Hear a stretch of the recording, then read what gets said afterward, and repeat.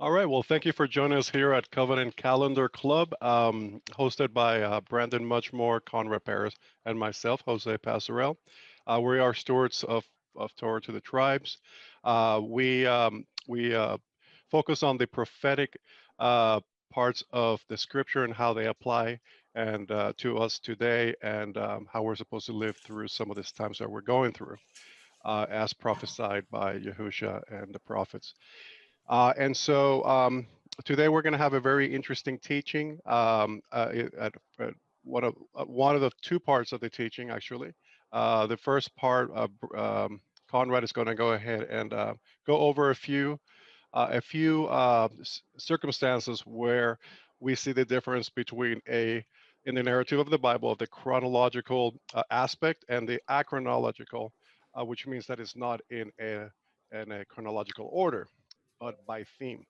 And so he's going to go ahead and through the studies of Exodus, going to shed some light into some of these type of ways to look at the scripture, so we can get a better understanding how Moshe wrote it, uh, and we can be very edified and blessed by it.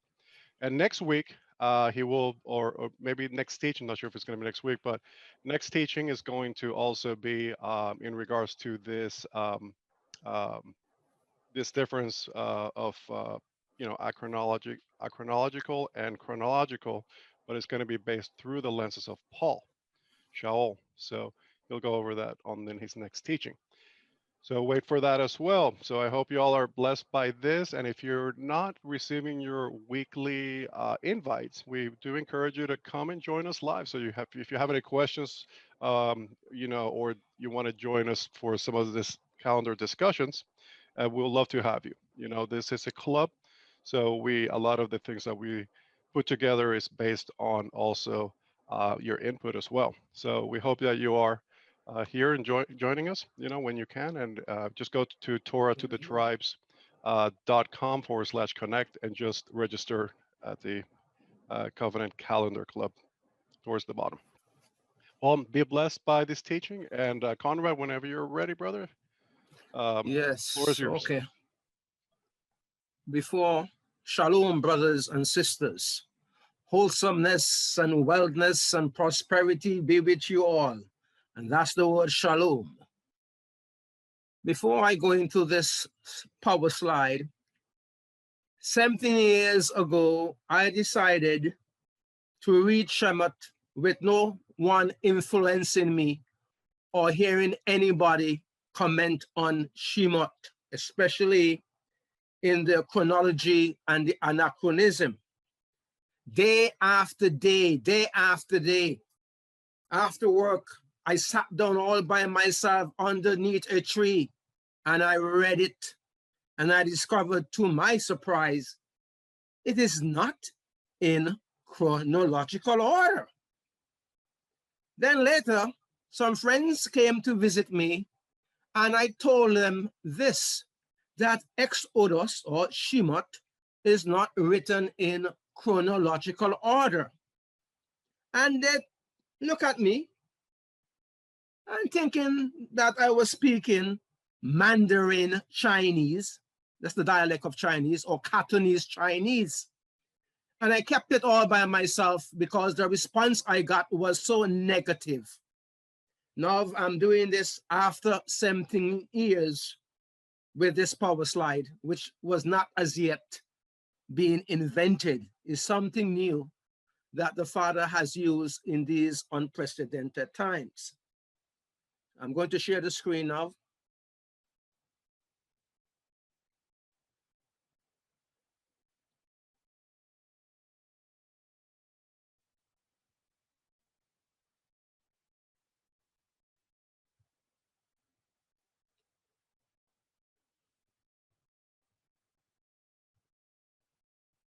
Okay, coming up.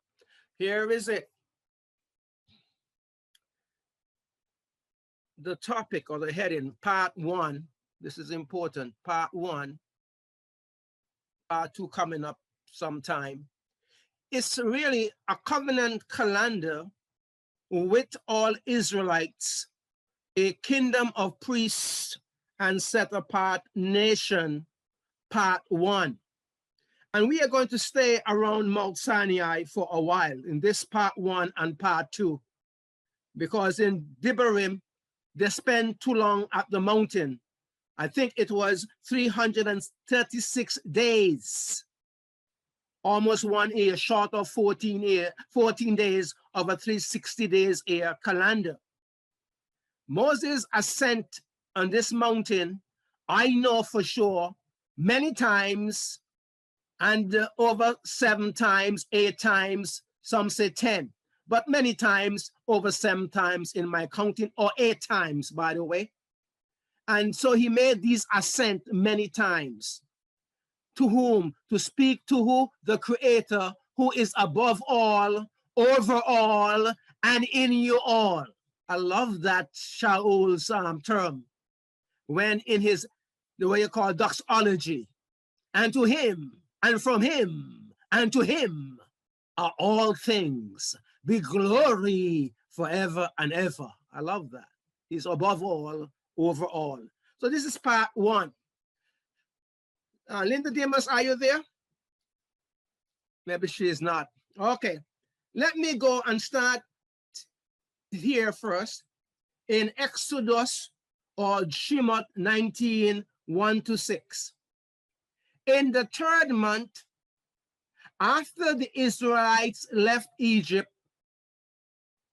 Ramesses, we talk about that, on this day, or on this same time from Eze, or Eze, or Ze, they came to the desert of Sinai. After they set out from Rephidim, they entered the desert of Sinai, and Israel camped there in the desert in front of the mountain.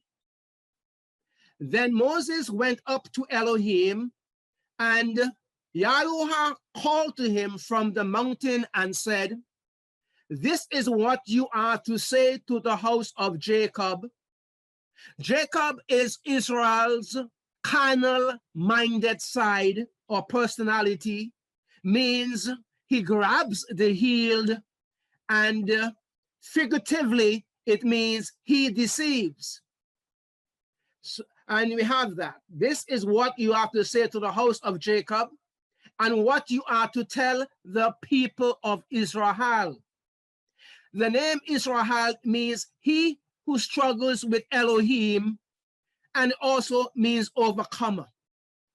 You yourselves have seen what I did to Egypt, and how I carried you on eagle's wings. That's a beautiful figure of speech. And brought you to myself. Now, if you obey me and fully keep my covenant,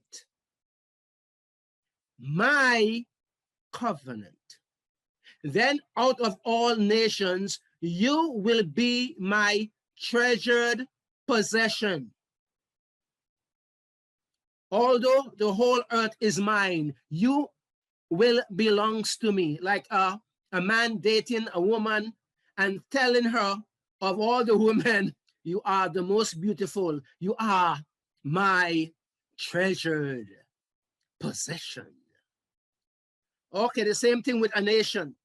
You will be now for me, the Israelites, the house of Jacob, a kingdom of priests and a set apart nation.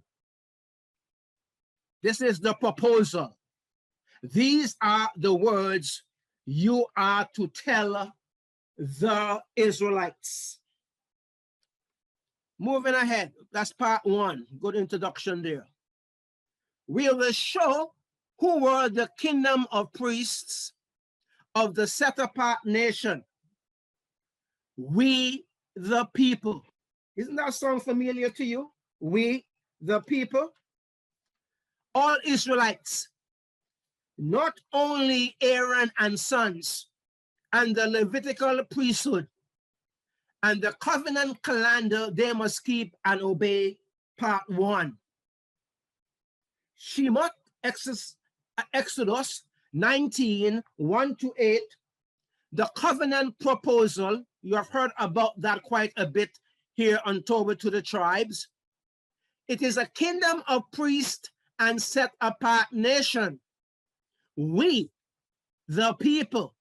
That sounds familiar here in Orlando with Morgan and Morgan about we the people. Well, we the people, all Israelites said, verse 8, we will do everything Yahuwah has said. And that is the covenant acceptance. That's an agreement so far, correct? Covenant. The covenant, a kingdom of priests and set apart Kodesh. That's the word in Hebrew. Kodesh means set apart. They use the word holy. It's a generic term.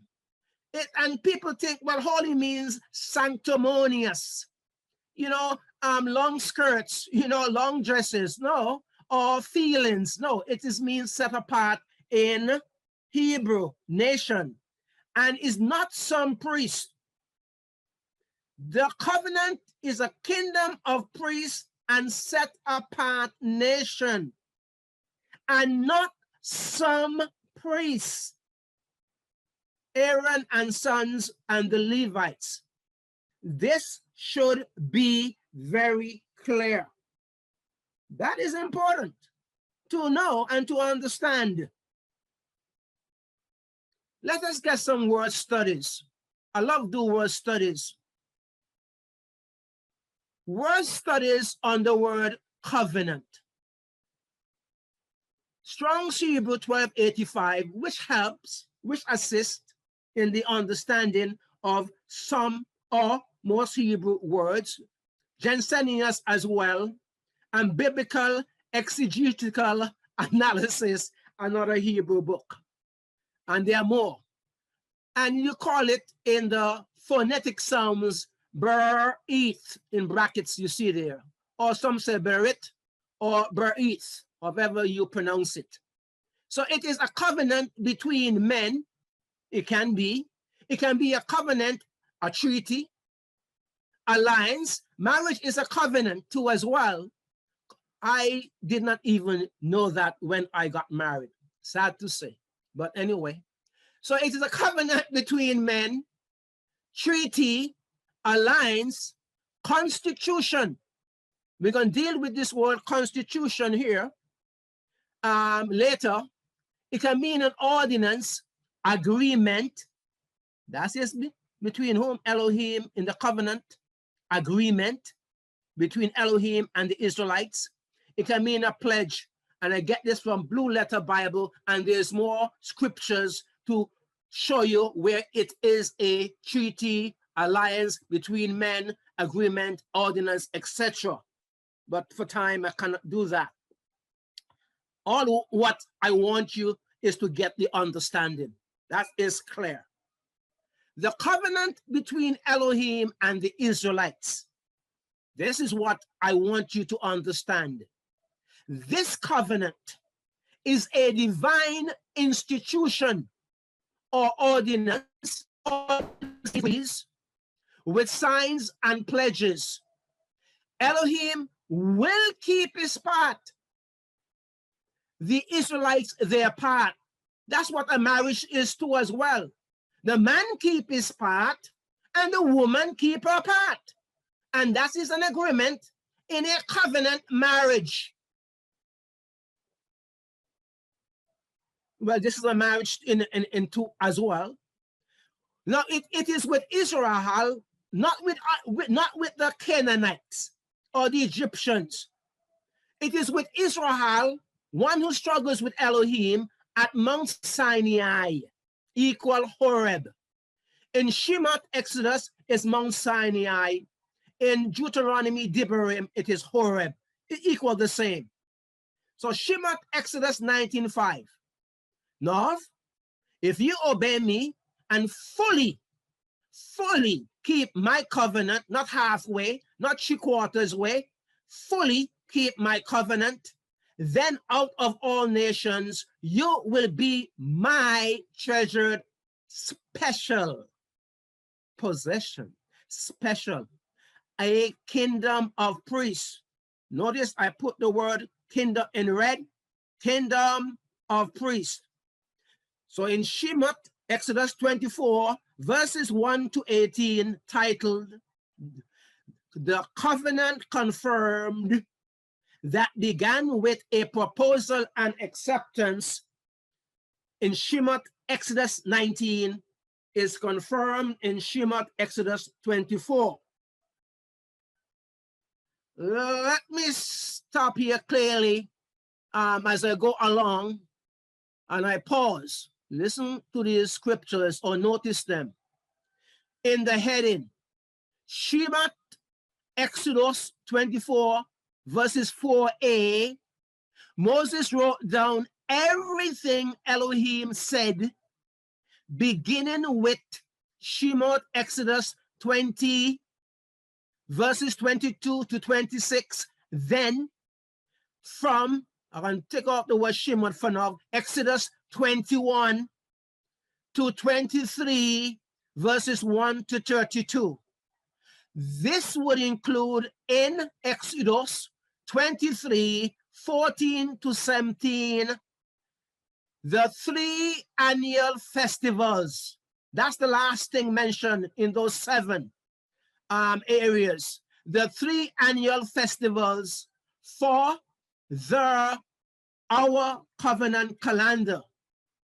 And let me break it down a little bit in Exodus 23, verses 1 to 32. Laws or Torah. Torah means instructions or guidelines. In Greek, they call them laws or nomos. Now here you break it down.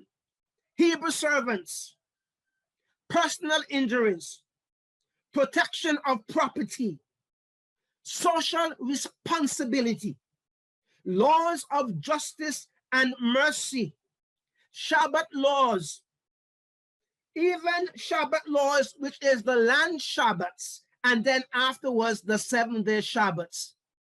The Shabbat laws of the land Shabbats is even written before the 7-day Shabbat. And then it is concluded with the three annual festivals with a terminology that ends and say here in Exodus that do not cook, and that is in Exodus 23 and verses 19, do not cook a young goat in its mother's milk. In Judaism, they call it a chukim, a law that you do not fully understand. What does that mean? So they say, do not mix the milk and meat together. And so they have Orthodox, not all, have separate knives and compartments where they put meat in one department and put the milk in another area or cheese in another area.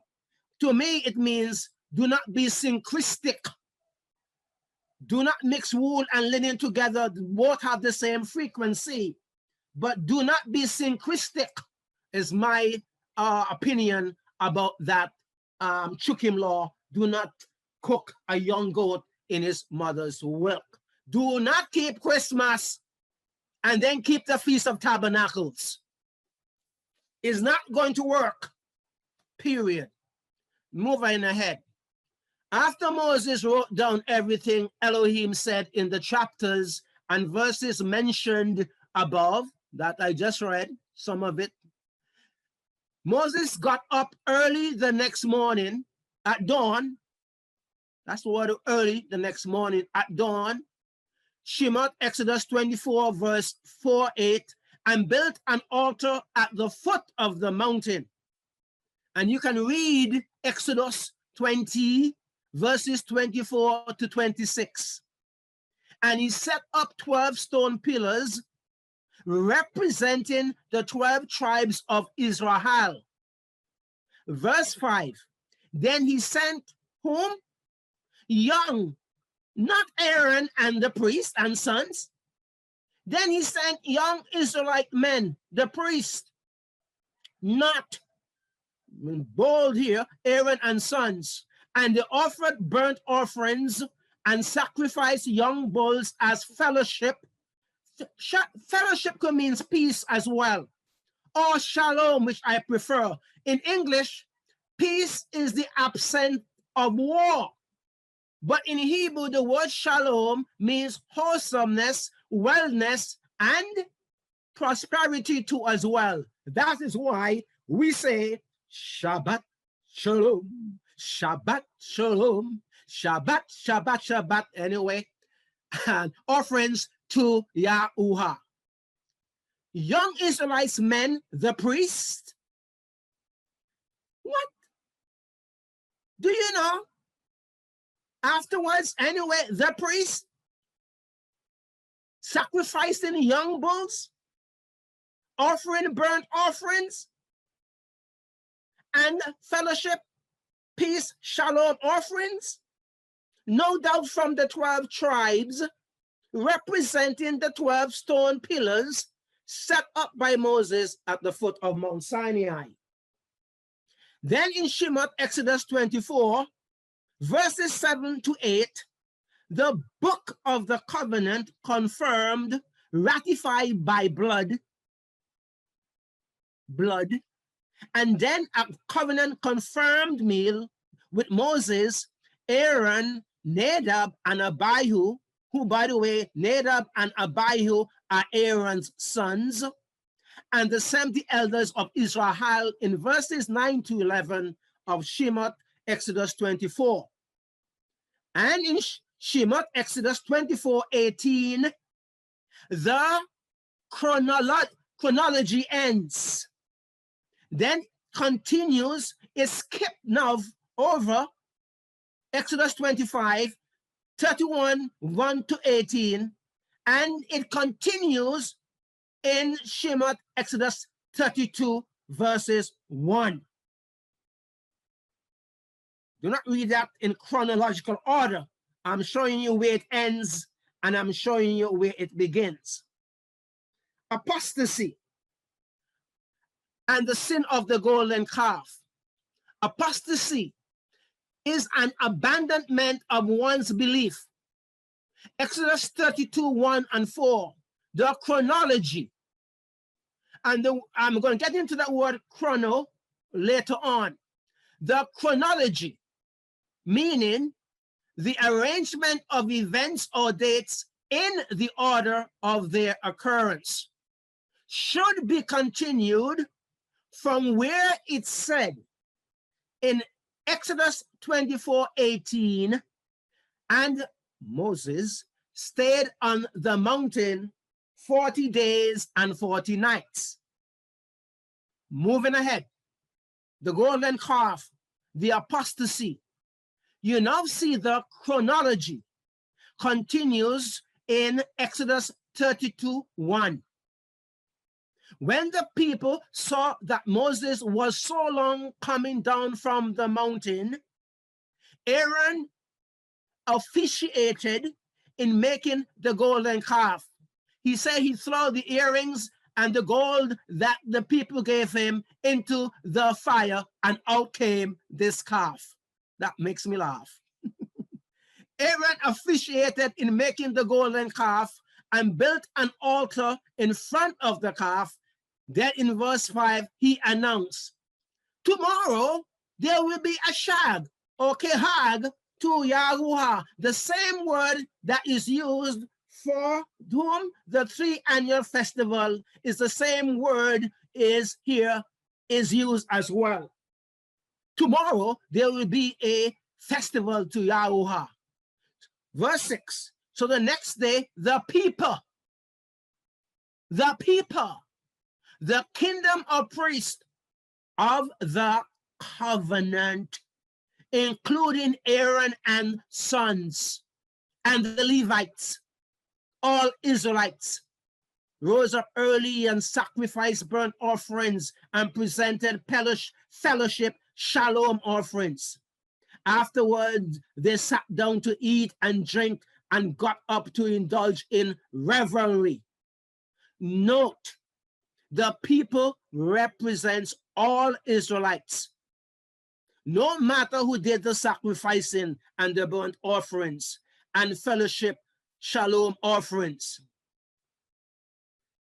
What have we understood, CCC?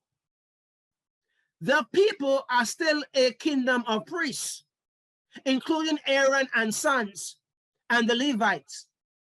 It is only after the sin of the golden calf, the Israelites, the kingdom of priests, of the covenant. That is important. Of the covenant, have forfeited their rights as a kingdom of priests. The book of the covenant is broken. Therefore, a second covenant had to be made, which have been overlooked. That's a question. We'll return to this second covenant later. When was the book of the covenant confirmed on the covenant calendar? We have postulated this, that it occurred in the third month on the 19th of the third month. And the 7-day Shabbat, the Mohidim, the appointed time, was on the third month, on the 18th of the third month. The heading, tradition, Judaism, and others have placed the giving of the 10 Commandments that was orally spoken by the Creator for a Sunday, the first day of the week. So here's what they believe. On the 5th of Sivan, here in the third month, right here, was when the 10 Commandments were given, not on the Shabbat day.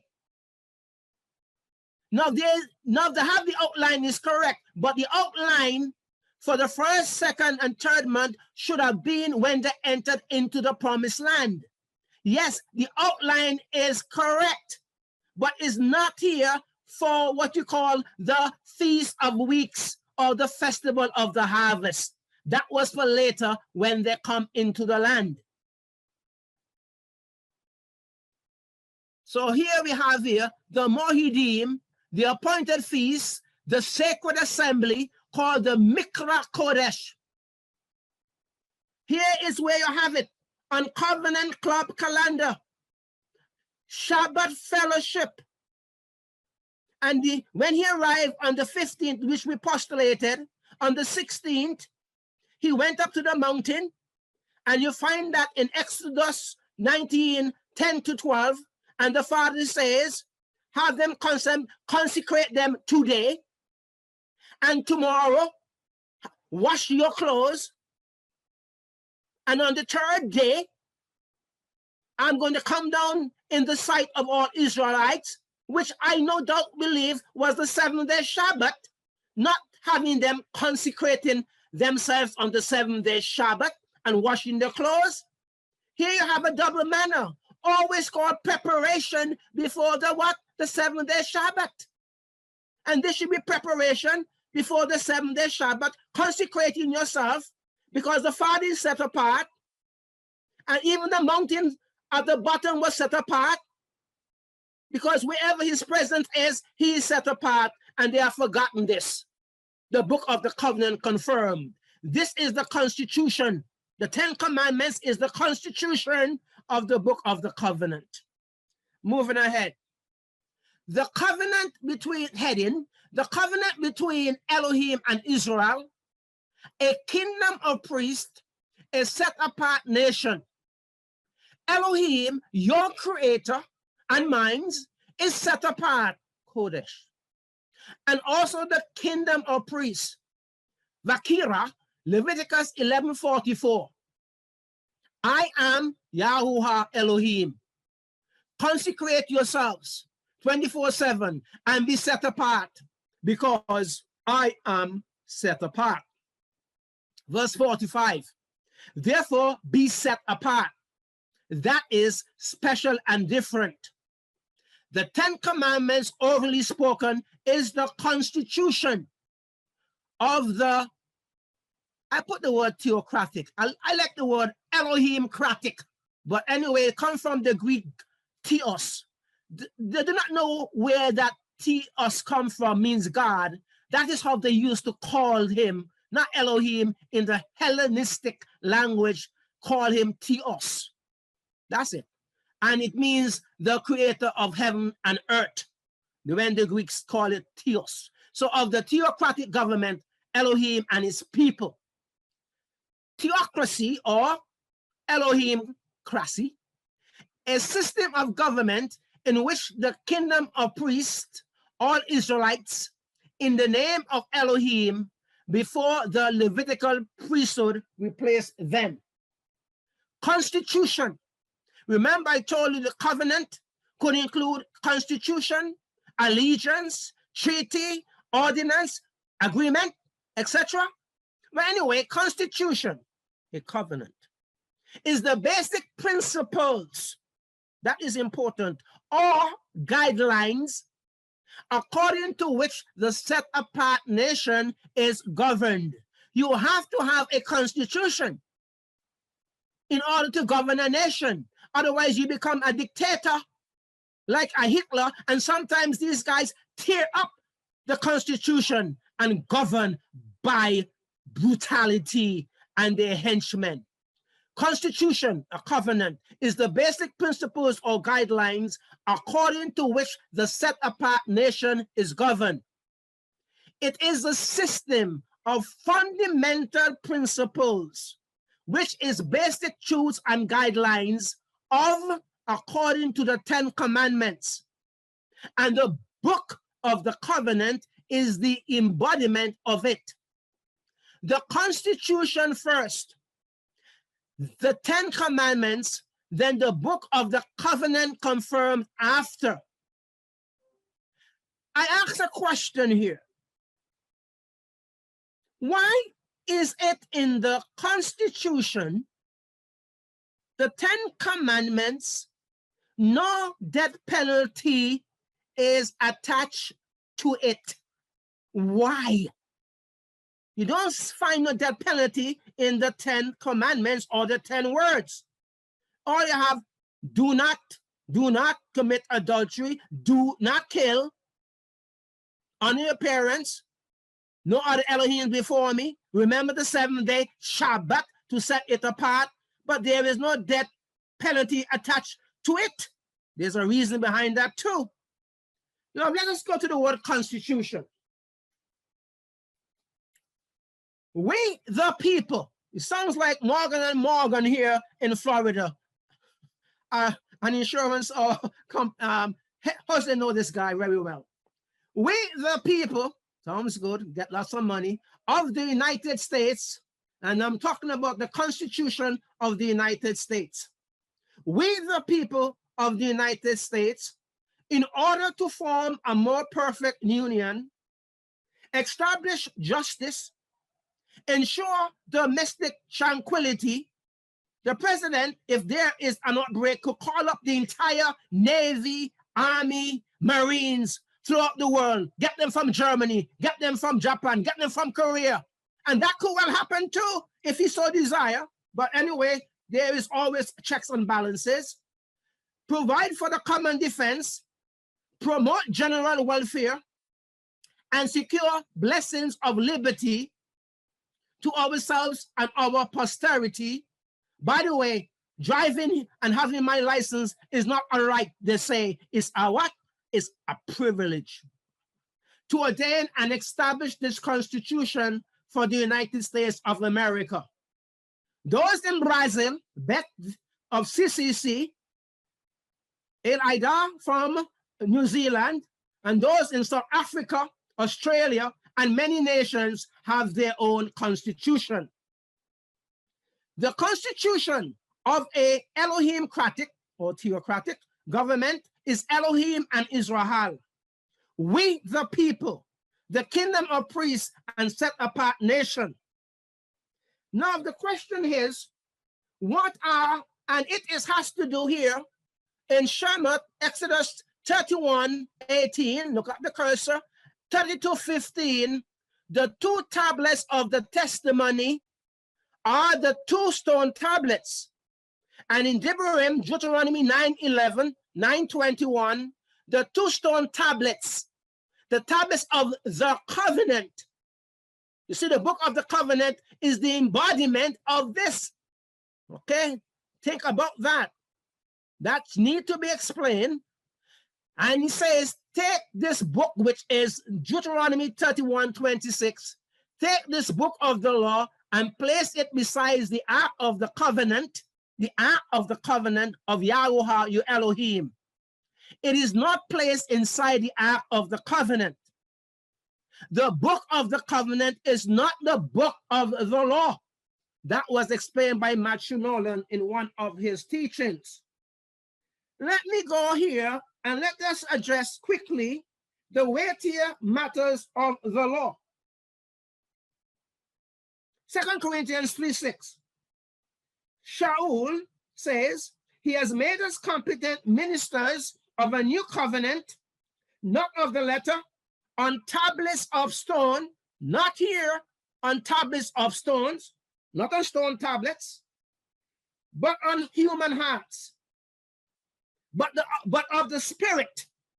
For the letter kills, but the spirit gives life. Deuteronomy 21:23, and we'll read Galatians 3:13-14.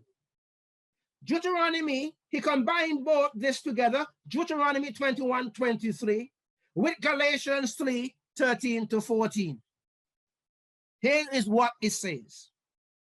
Cursed is everyone who hangs on a tree. Shaul would have done that to you before his conversion, because he's reading the letter of the Torah. He knows what he's talking about. He's a brother. He knows Torah. But because he's a new minister, many people don't seem to understand. So cursed is everyone, that's the letter, who hangs on a tree. But here is the spirit of this Torah, in order that Mashiach, Yahusha, the blessings of Abraham might come to the Gentiles or the 10 tribes scattered abroad, so that we would receive the promise of the Spirit through faith. And Yahusha also mentioned this weightier matters of the Constitution: justice, mercy, faithfulness. But he says here that you should concentrate upon the weightier matters, but also you must not leave off the former, with your spices and your mint, etc. I want to read here something here quickly, what occurred last night. Jean Daniel asked the question about the constitution of the new heavens and new earth, where dwell no sin, but righteousness. 2 Peter 3:13. Is the constitution based on the principles of the 10 words, love? Elohim is love. 1 John 4:8.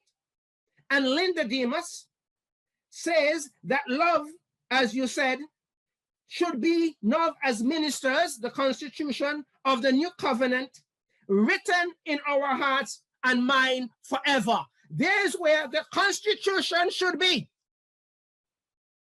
In our hearts and minds as ministers of the new covenant, and in the new heavens and the new earth, that same constitution based on love, and the 10 words was what? Based on love too, because it was given what? With love and from love. Hallelujah. Figures of speech. What is it? A figure of speech is a word or phrase that is used in a non-literal way to create an effect. It adds emphasis and feeling to what we say and write. And the scriptures, there are many of them. Only 3 I would use in this PowerPoint presentation. Metaphor. Revelation is full of metaphors. A metaphor states that one thing is another thing. Scripture. Psalms 23 verse 1, Yahuwah is my shepherd. That's a metaphor. You're using shepherd for Yahuwah, etc. You know that. Matthew 26:26. While they were eating, Yahusha broke bread, saying, take and eat this my body. Catholics believe it is real. Protestants Do not.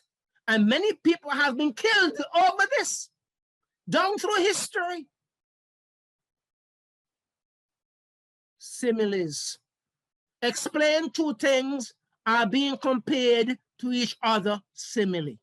It comes from the Latin word similis, meaning similar or like. 2 Peter 3:8. But do not forget this one thing, dear friends. With Yahuwah, a day is like 1,000 years. You see the simile? A day is like, he never says 1,000 years, it's like 1,000 years. And 1,000 years are like a day.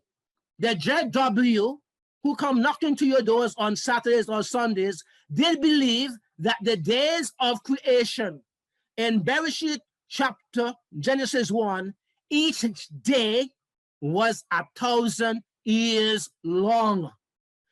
In a book they, what you call, wrote about in the 50s and 60s, let God be true. So that means on the fourth day, it means that the sun shone for 1,000 years. Give me a break. Prolipsis is the representation of a thing as existing before it actually does or did so. Get familiar with this word. It's important. Exodus 19:34. As Yahuwah commanded Moses, Aaron put the manna in front of the testimony that it might be kept in the chronology, but not the tabernacle or the Mishkan was not set up yet. So scholars come up with this word prolipsis, and they are correct.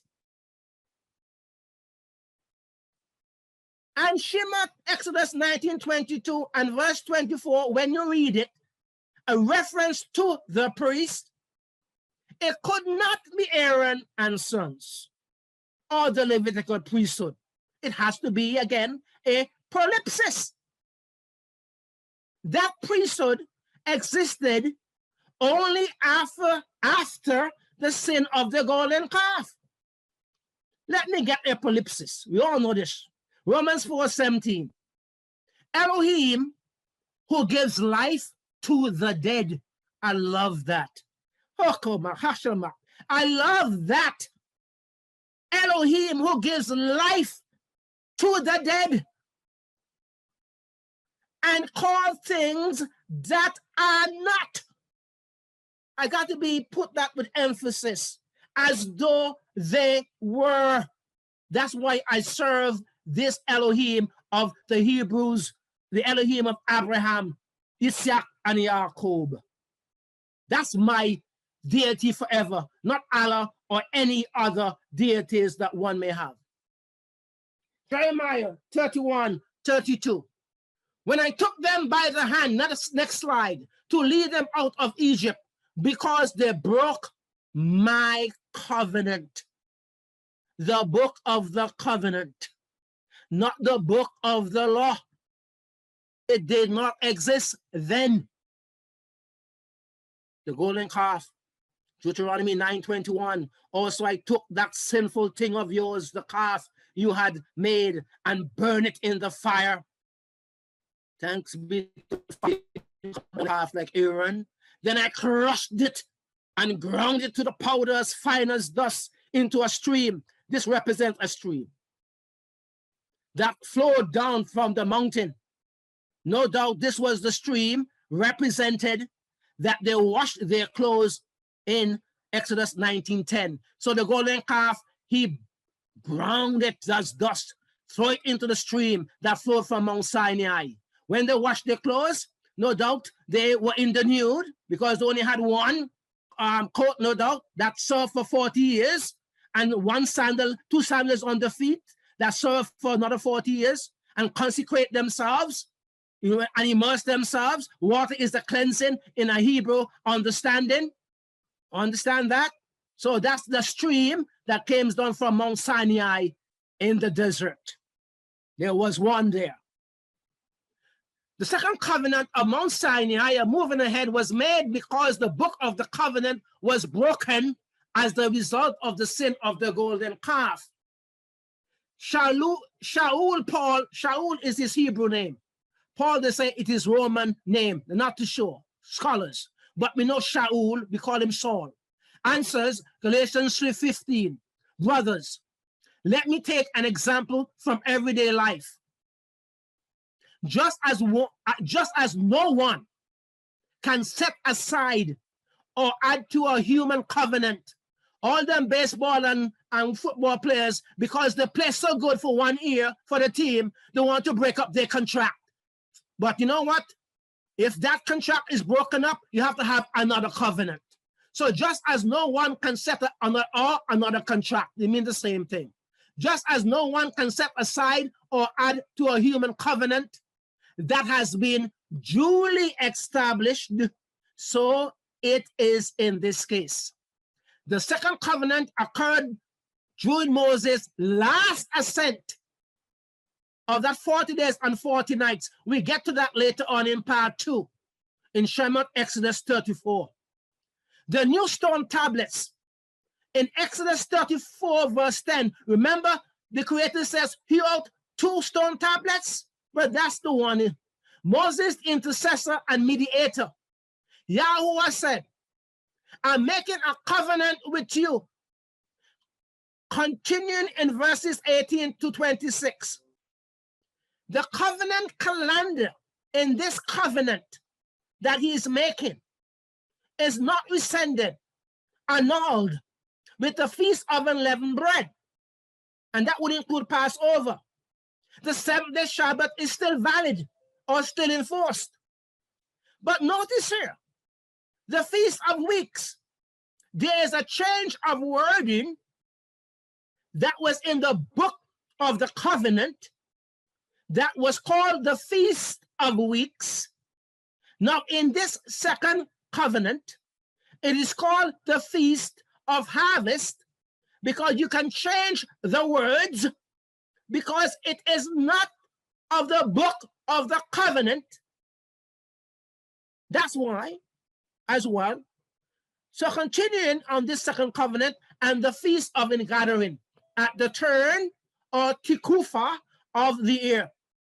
And here we have, now in verse 27, then Yahweh said to Moses, write down these words, for in accordance with these words, I've made a covenant with you and Israel.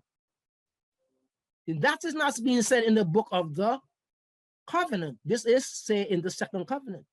This covenant is not called what? The words of the covenant. Eventually, it will be labeled with the phraseology, the law of Moses, which would include Leviticus, Numbers, Deuteronomy.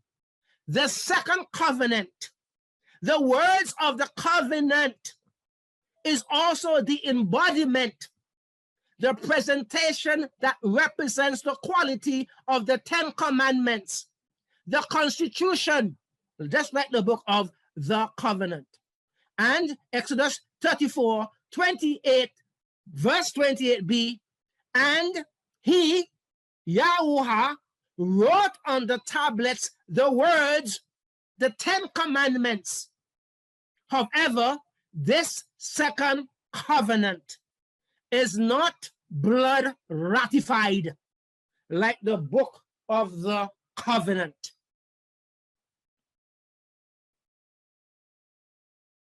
John 1:17. For the law, put Torah, but anyway, Greeks nomos. For the law was given through Moses. The word through means as a result of, as a means of. Get that understanding of that word through. For the Torah was given as a result of Moses, not the book of the covenant. It is the words of the second covenant. Bring them Christianity pastors here in front of my faces here. And I would tell them this because they have not been teaching this, period. For the second covenant was given through Moses, the law, the Torah, not the book of the covenant. It is the words of the second covenant, and there is no but They like to put the word but. I could hear them now. For there is no but. Grace and truth, but what? For the Torah was given through Moses. Grace and truth came to Yahushua Mashiach. The words of the covenant, the second covenant, came as the result of Elohim's grace. Is his grace. This was his grace, that second covenant. When he was about to commit genocide on the kingdom of priests, it was not for Moses' intercession, period. And when you find and you read in Exodus 22:20, anyone who is caught sacrificing to a Elohim other than Yahuwah shall be put under the ban, utterly destroyed, exterminated. And the English concordance used that word 1 out of 3 times it was used, Yahoram. That is why he, Moses, interceded. And it was the Father's grace relented. So let's get some of this phraseology, the law of Moses. Luke 24:44. He said to them, who? Yahusha.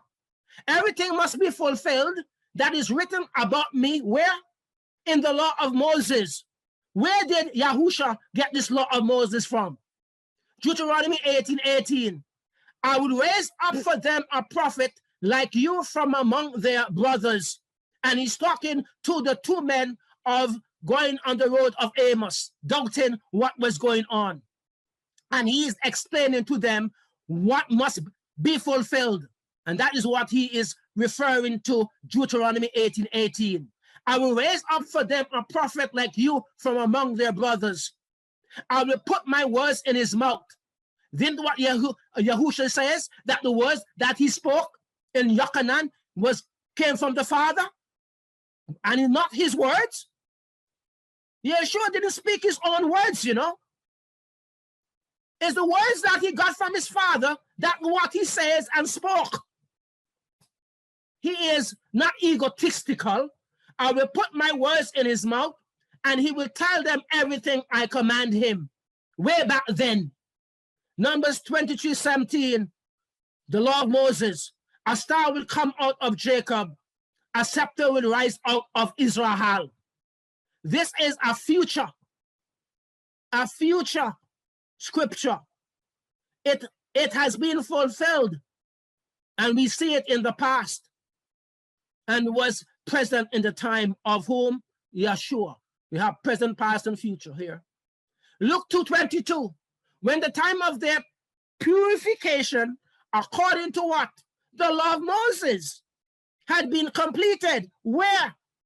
Now we know in Genesis chapter 17, circumcision is the Abrahamic covenant, but it was incorporated in the Sinaitic covenant as well, and which we call the law of Moses. Okay? On the 8th day, the boy is circumcised.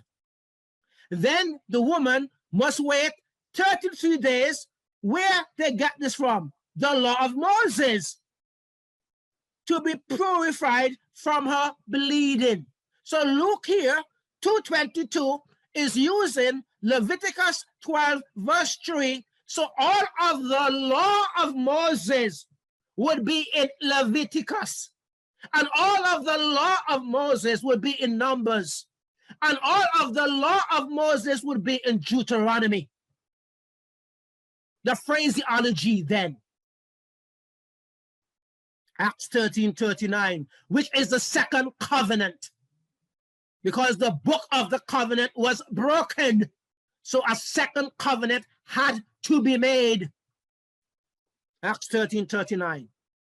Through him, Yahusha, everyone who believes is justified from everything you could not be justified from by the law of Moses in Leviticus, Numbers, and Deuteronomy. More about the law of Moses. Scriptures, you can read them. Acts 28:23. Law of Moses. 1 Corinthians 9:9, law of Moses. Daniel chapter 9:13, law of Moses. Ezra 3 verse 2, law of Moses. Nehemiah 8:1, law of Moses. 2 Kings 14 verse 6, law of Moses. 2 Chronicles 30 verse 16, law of Moses, and more. What are the law of Moses? It's the words of the second covenant, comprising Leviticus, Numbers, and Deuteronomy. I'm going to end here. Thanks be to the Father. Word studies. This word comes from the word chronos. It's unfortunate it comes from a Greek god. Just like Apollos. Remember Apollos, the great orator? He got the name from Apollo. I don't know why, but anyway, before his conversion, all right, his mother called him Apollos from the Greek god. Remember in Acts chapter 14, they called Barnabas Zeus, and they called Paul Hermes, which is the chief messenger of the Greek pantheon. One of these days, we're going to get rid of all of these names. And they got the word chronos and chronometer, which has to do with time on your watch, has to do with time. Chronology, the arrangement of events or dates in the order of their occurrences. And anachronism, anything that is out of time and place, from this word chronos. The second part 2 is coming up on another PowerPoint presentation. It would be no doubt entitled The Revelation of the Anachronism in the Account of Shemoth Exodus, Part 2. Look out for this, because there's something coming up. If I'm allowed to go, if I'm allowed to go and do this, the revelation of the anachronism in the account of Shemoth Exodus, Part 2. If I'm alive, or if I am allowed to do this, Part 2 will be on another PowerPoint presentation. We will discover that the anachronism is found in Shemoth, Exodus 25 to chapter 31, verses 1 to 18. There is no death penalty in the anachronism that is not found in the book of the covenant. Think about it. There's something happened in this anachronism. A death penalty occurred. Why? You don't find any even death penalty for the 7-day Shabbat, even in the book of the covenant. And this anachronism, there is not a death penalty. You got to think about this. You got to think about this. Why? I'm putting it out there for you to think. In the anachronism, there is a death penalty.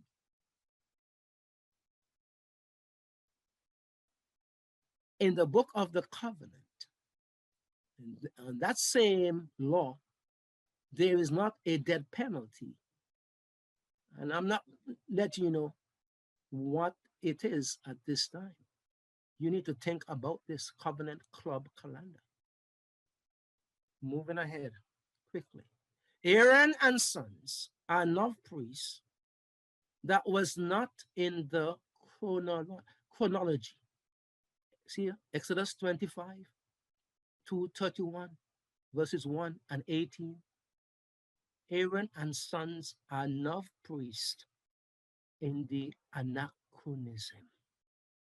And there is a death penalty there as well, which was not in the book of the covenant.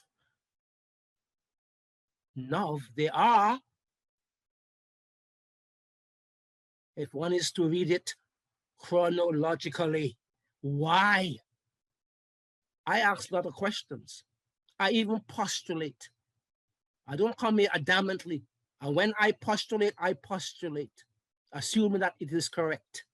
Notice, I don't give sometimes, I prove all things, hold fast to that which is good. And when I postulate, I postulate. And I tell you when I'm postulating, and you decide whether or not we are correct or I am correct. We'll mention Judaism scholars, commentators. Rashi is well known. Ramban, lesser known. Oh, Gamaliel, we can't leave him out. Well-respected Shaul's Paul's teacher. And we have here, we bring in the super heavyweight. I love this one. Brother, by the way, he wasn't a heavyweight before, okay? He used to kill. Just like these guys, they used to understand Torah, just like Rashi and Gamaliel. But when he was changed, the super heavyweight is bringing in his hermeneutics, the art and science of interpretation, and his exegesis, the explanation and the interpretation and the meaning. That's the word exegesis with his hermeneutics. Brother Shaul Paul, apostle and of what? And minister of what?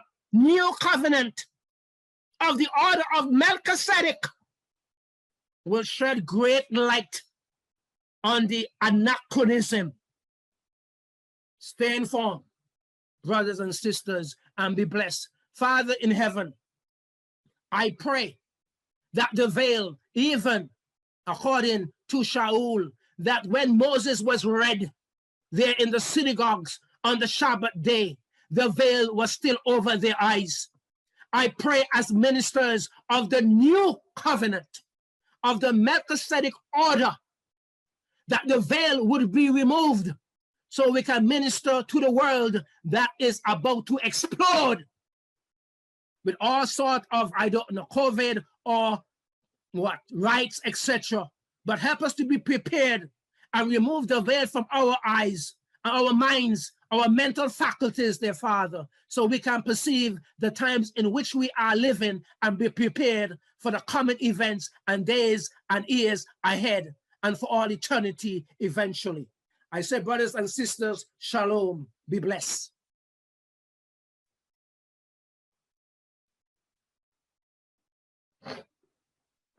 All right. Thank you, brother, for that. Again, it was a blessing to hear it. Picked up a few things today that I didn't yesterday. I like that word prolepsis, and it represents something that is to come, hasn't yet, been fulfilled. Like Fulfilled, a right. shadow picture of something, right? Shadow picture of something, correct. That's awesome. And only the creator can speak that way. That's not, we can't speak that language. It's the language he speaks. That's true. That's true. And a lot of his commandments were designed for us to understand in the natural, so we can understand the spiritual aspects of it and how we're supposed to live by them. And I just wanted to roll back a little bit. I mean, you covered the Mount Sinai, how right before they entered the mountain to see Yahusha, they had to consecrate, for 2 days. On the third day, they were supposed to, meet him at the mountain. So I thought I love that chapter 19 because it really this is what we are also saying we will do as you say. We are entering into the covenant of promises because we agreed on it. We drank of his cup, of Right. the cup of Yahusha. And it says, basically he says, if you guard my covenant, I will make you a peculiar people. If you guard my covenant, there, it's very simple. There's a cause and effect. You guard it, you keep it, and he will make you a special possession, his treasure possession, and he'll give you, all the wonderful things that come with it. Yeah, But anyway, bless you. Bless your food and bless your water and remove sickness from you. and no more tears, no more crying. Amen. And I was able to make some really wonderful connections with that as you were actually talking about it, and that takes us right to Revelation. He says, "Blessed are those who wash their robes, so that they may have the right to the tree of life and enter the city by its gates." And then Yahusha even said, "For I tell you that unless your righteousness exceeds that of the scribes, you will never enter the kingdom of heaven." Okay, so the righteousness is synonymous with washing your robes. Okay, so we have to live in his righteousness. And then on the third day, and in Hosea 6, it reads, after 2 days he revises. On the third day, he will raise us up so that we may live in his sight. you know. So Raise why us should up out the water. Yes, raise yeah, us up. Right. and raise us up? Yeah. So yeah, thank you for that teaching. And I wanted to just encourage to just be be right in His sight, and He's given us the time to do it. He's given us those 2 days to get ready. To go meet with Yahuwah, and so we can enter in His kingdom. All right, so we do have we're gonna get started in about 10 minutes. Is that good? Or about 10? So we have about 10 minutes to answer we have a questions. couple. Yeah, we have a couple questions. Yep. Yes, Brenda, go ahead, sister. Okay, thank you, Brother Conrad, for your presentation. I really appreciate it. A few years ago, when I was studying Exodus, I noticed that it was not in order, and especially with Moses' trips up and down the mountain. So my question is, when you gave the scriptures earlier, were they in any particular order? Did you arrange them in a chronological order? Was that the objective? Yeah, the objective is for the part 2, but I'm showing in part 1 who were the kingdom of priests and not Aaron and sons, and the covenant that was between Elohim and Israel. Okay, all right. So the scriptures in Exodus were given by you in the order of their occurrence. Yes, on the order of the chronology. All yes. Right. Okay. I did not touch the anachronism yet. Okay. All right. I just give it a brief mention. Okay, great. All right. Thank you. Looking forward to part 2. Thank you. Y'all bless. You're welcome. Be blessed too. Thank you for your question, Brenda. Hey, Sister Sarah. Shabbat shalom, sister. You have a question or comment? Oh, shalom, everyone. Thank you, brother. That was awesome. I'm trying to just put everything in my mind in perspective. So let me see. My understanding is, since Exodus is not in order that we think it is, the first covenant, when Yahweh gave the children of Israel the first covenant, that was not the law of Moses, or the 10 Commandments, right? So when you said something that just I don't know, I was like, what? Wait a minute. When Moses went to Mount Sinai to get the 10 Commandments, and the children of Israel was left behind, I know they made the calf, the golden calf. You said the 10 Commandments was given because they didn't keep the first commandment, the first covenant that Yah made with his people. Maybe I misunderstood it, but yeah, I'm trying to clarify it. How that, because I thought maybe he went to Mount Sinai to get the 10 Commandments. In the process, the children of Israel sinned against him. So is it because of it's not in the order that we think? Is there a time lapse between the 2 incidents that is going on at the same time? Do you understand? I know it's a difficult subject because you have to read it in order. The 10 Commandments was given first, orally spoken. Then afterwards, other laws were given after that. You have to read Exodus 19. So the 10 Commandments was given first. Then the book of the covenant with all those laws came after the 10 Commandments. Then they broke the book of the covenant. And therefore a second covenant had to be made. Yeah, so that happened while Moses is in Mount Sinai, right, to get the 10 Commandments. The 10 Commandments was already spoken. It's spoken, so it's not the reason that how am I going to say it? Hold on, let me process it in my mind. I see it, but I don't know how to place it. There were also 2 sets of the 10 Commandments. Yeah, the first one. I mean, what getting the first set is when they sinned. So I'm trying to put it together in my mind. Okay, they sinned before. It's not, but that's not the reason that he gave them the law. He put it on tablet of stone, though, right? I'm like, got confused. I'm like, wait a minute. That was Yeah, initiated even before yeah, they broke. they agreed to the covenant. They said it twice. They said it in Exodus 19 and also in Exodus 24. All that Yahweh has said we will do, right? And it was a blood ratified covenant, which the book of Galatians tells us that a blood ratified covenant cannot be added to or taken away from, right? So, and then after that, that's when they send at the golden calf, which is the a chronological part that Brother Conrad was referring to, where it skips ahead to, I think it was Exodus 32, verse 1. And that's where that happened. And then that is where the book of the law was added for the sin of transgression, which is also mentioned in Galatians chapter 3 as well.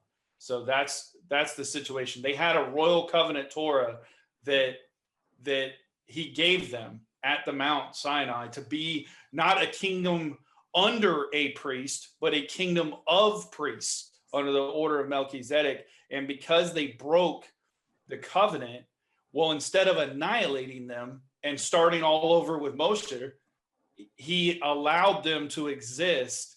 And instead, he gave them all these other extra laws, which Brother Conrad was referring to is what becomes known as the law of Moses and everything like that, Yeah, or the book of the law. So it's voiced. Okay, so the first time that he voiced it, he told them da do this and this. And then Moses went to Mount Sinai to get the Ten Commandments. I mean, to be written in a tablet of stone. well, they're already there. Yeah, they're already there, and he makes multiple trips up and down the mountain. Time. Okay, so it's a time lapse that is confusing me. I say, wait. I thought that was the reason that he went, because it's already spoken. He was going to put it in tablet of stone. Yeah. So Yah told him to come up. But the first covenant, he's referring to the first covenant was not the book of the law. I mean, the Ten Commandments. Okay, I got you. Well, the first covenant included the Ten Commandments as well, right? You know, that was in Exodus 20, which is within that covenant. But one thing I would encourage you to do, if you haven't done this already, the Mystery of Melchizedek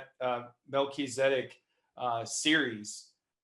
Matthew breaks it down really well, breaking down the chronological and achronological as well. And that might help you to understand how that scenario took place, because it is very complex, and it is something that, you know, we're so used to just reading scripture and just reading it and assuming that it's all in order. But then, you know, when we study to show ourselves approved, we find that, oh, it's not in order. So that's what I would encourage you to do, for sure. Yeah. And there are also wanted to add that as we read the scriptures, sometimes we just read one sentence to another, but sometimes like there's so much happening just between those two sentences. Like, wow. I mean, like, you know, Matthew really did a great job breaking this down, and Conrad. And you have the Exodus 11 is when the book of the covenant was ratified. They had their, you know, confirming meal. They had, you know, the blood sprinkling, all of it. And then on Exodus 24:12, it's when the book of the law was assigned immediately. Yeah.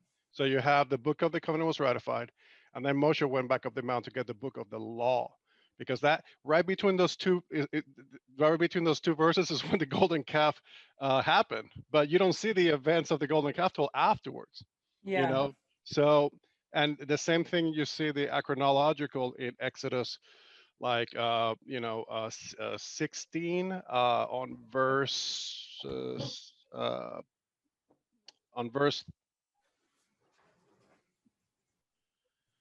talking about the testimony. On verse around 33 and 34. And you see it that Moshe said to Aaron, take the pot and put in the omer of manna in it and lay it up before Yahuwah to keep for generations. As Yahuwah commanded Moshe, so Aaron said, lay it before the testimony to be kept, the testimony of the covenant. So it's talking about the covenant, but the covenant, didn't happen until Exodus 24. So you see there's a glimpse of that will continue but just giving you an idea that that's what it was leading to. And when Moshe wrote this, he obviously didn't write it as it happened. He put down, it's a thematic portions of the Torah as opposed to a chronological order. But I got you. Yeah, I just the timeline when he said that, I'm like, wait, it just paused me. I'm like, oh, I never saw it that way. I thought it was he spoke it, he went to Mount Sinai to get the tablet so he could put it on the table of stone for them to actually see it, in their naked eyes. I never thought how the golden calf just came in between. That's that part I missed, I guess. All right, thank you. You're welcome, Sarah. You're welcome. all right. Thank you.